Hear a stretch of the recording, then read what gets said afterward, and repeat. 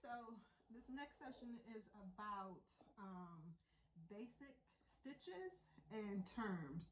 So first we're going to go over some terms that's good to know when you're sewing or just sewing terms in general. So your first thing is just fabric. So when you go to the fabric store or if you order it online, you'll get fabric. If you go to the store, you'll see that it's going to be on a boat. And I'll show you what a boat looks like real fast, but we'll talk more about it in depth when we get to that section. But this is a fabric boat. So your fabric will come on there if you go inside the, inside a fabric store. If you order it online, whatever quantity that you order, that's what you get. So it'll just come basically like this, folded like this, whatever yards that you order. So if you ordered 3, 2, 2.5, 3.5, it'll just come already cut. All right, so so that's about that. And so let's talk about the different sides of your fabric. So boats or any kind of fabric, the fabric is rolled on the boat lengthwise. Okay, so whenever they cut it, they're cutting the length of the fabric.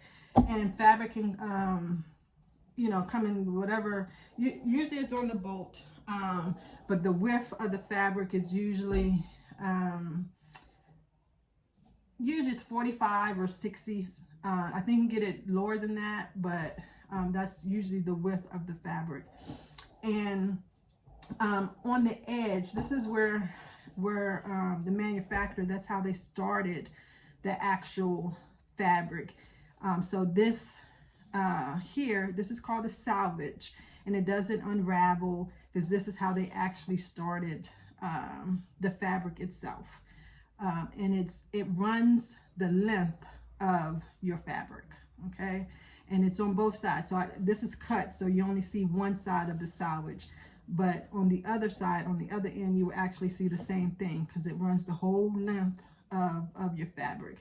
And you can tell the salvage because it usually has a manufacturer's name on it. It may be a different color, like this is white. And then sometimes it has these little dots or like needle holes is what I call them, because that's what, kind of held the fabric in place while they did the rest of the fabric. Okay, so this is your salvage, and again, it runs lengthwise of your fabric. So this is the salvage edge. That's the salvage edge. These two are your cut edges. So this is where, if you go into the shop, that's where they actually cut, because this runs the length of your fabric, however long it is on the boat. It could be, I don't know how long it usually is. Sometimes it says it, but sometimes it doesn't. But most definitely it could be 9 yards, at least 9 yards, but it's probably a lot more because I usually order like 3 yards, and it's usually plain more on the boat. And once I'll look and see, where's that boat go? Let me see if it's on here. Yep, this one says 25 yards. So on this particular boat here is 25 yards. So of length of fabric. So again, this is your salvage edge, and it'll be on both sides. And again, I cut this, so that's the reason why you don't see it on this side, but it'll be here and it'll be here, and it runs the length of your fabric. These are the cut sides. These is where the person would cut the fabric for you. However long you wanted the fabric, that's where they would cut it. So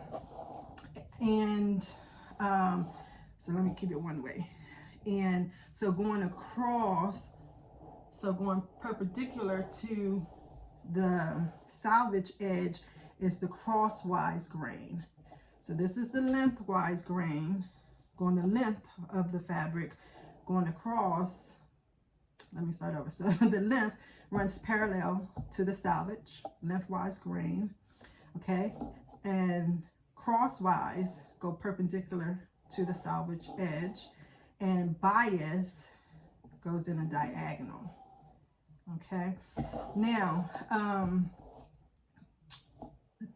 the amount of stretch, let's go there. So the lengthwise typically doesn't have that much stretch to it. So this is, I'm going to pull on the lengthwise grain. So not very much. This is probably not even a half an inch worth of stretch here. Very little. The crosswise grain, so the lengthwise goes down the length of your body. If you think of it like that, goes down the length of your body. Crosswise grain goes around your body. So we need it to have a little bit more stretch. So if I stretch it, you'll see that that actually stretched a little bit more. Okay, bias goes in a diagonal of your body. So that's going to have the most stretch. So if I do that, you see that's the most stretch. So your length going down, because you typically don't need stretch going down your body. Okay, so that's why that doesn't have a lot. Going across your body, you do need some stretch because, you know, we have curves and things like that. So you do need stretch. So crosswise, you see there is more of a stretch there. And most definitely on the bias has the most stretch. So that is your sides of your fabric. Now, when I say want right sides together, and that's how you typically sew. So if you can tell, this is the right side of the fabric. This is the wrong side. Right side, because you can clearly see the pattern there. Wrong side, you know, it's dull, you can't really see it. So when I say put right sides together, is right side is up, right side you're going to place down so that right sides are together. And that's typically how you sew. Okay, you'll sew with right sides together. Wrong sides together is exactly what it says. Wrong sides together. Wrong side up, wrong side placed on top so that it is wrong sides together. And some seams require that you have wrong sides together.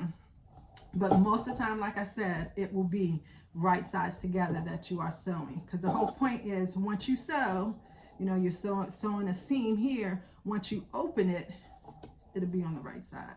So that's the reason why that's like that. Seam allowance, and that's basically how you, so from your seam that you sew to the edge, raw edge of your fabric is your seam allowance. So from, let's see if I can, so say this is what I'm sewing. Maybe you can't see that one. Let's do a dark one. So that's actually the line that you sewed. Okay, so it's from that line to the raw edge is your seam allowance. So most seam allowances are a half an inch, 5/8 of an inch are your most common. And for me, I like to do 1 inch on the side seams, and that just gives you a little play if you need to adjust or you need more room, you know, for your final fitting. You have some seam allowance to go into and use. And I also use 1 inch for my zippers, but most people use either 5/8 of an inch, because 5/8 is usually what you find on your commercial patterns. Now also, one thing I want to mention, some fabrics you can't really tell what's the wrong side and what's the right side. Like this one, it looks exactly the same, right? And as you can see here, that's the Salvage. There's no writing on it, but you know, it's frayed, and you can see the little dotted, the little needle holes in there. Now when it's like this, when you can't tell what's the right or the wrong side, you have to choose. You choose which side you want to be the right side and what side you want to be the wrong side. And the wrong side, I typically mark it. So this is the tailor's chalk. You can use anything you like, basically, but that's your tailor's chalk. You can use, you know, this marker, anything there, and just mark which side is going to be the wrong side, so you just know. And so we'll just stop it here, and we'll just pick up with some more terms in the next session. Okay, all right.